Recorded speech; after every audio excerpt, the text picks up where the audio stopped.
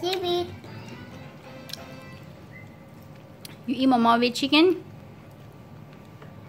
Hayang? Do you eat more with chicken? Nope. What do you eat? I'm going to get from Mama.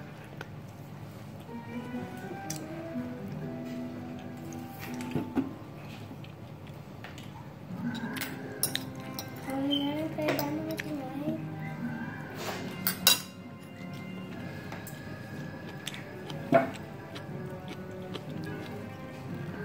Tụi nó mua cả tươi chứ mà cái nào mua được xứ là nhưng nó tông ra món nướng cái nấu nó chín nó này. Mommy, you cry. Mommy, you cry. Mommy, you cry.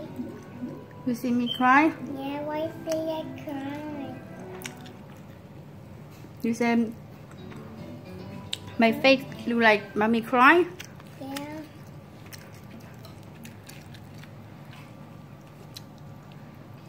Từ tỏ nó mang ạ.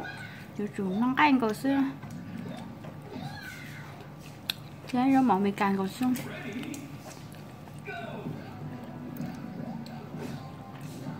Làm lắm đào đó xứ đèn chốt cho nhau nó tài xứ mà miếng đó. Tại tự chín không.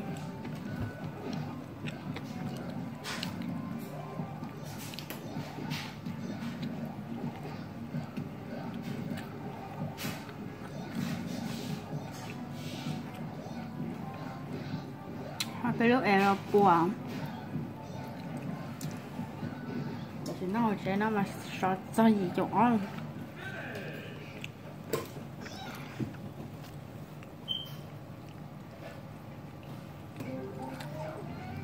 chú xem cái là mà cho chưa Chicken. thì cái chị nhắn nó không quyên gì á.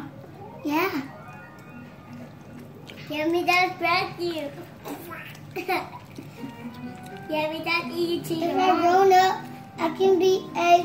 Yeah, a. A football. Yeah, a big. Thấy cái chị nào đó Yeah.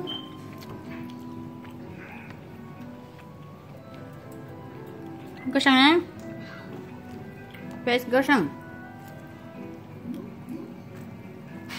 Sleep upstairs. Mommy, maybe the chicken's too hot. trauma God. But I cannot try to eat Mama first.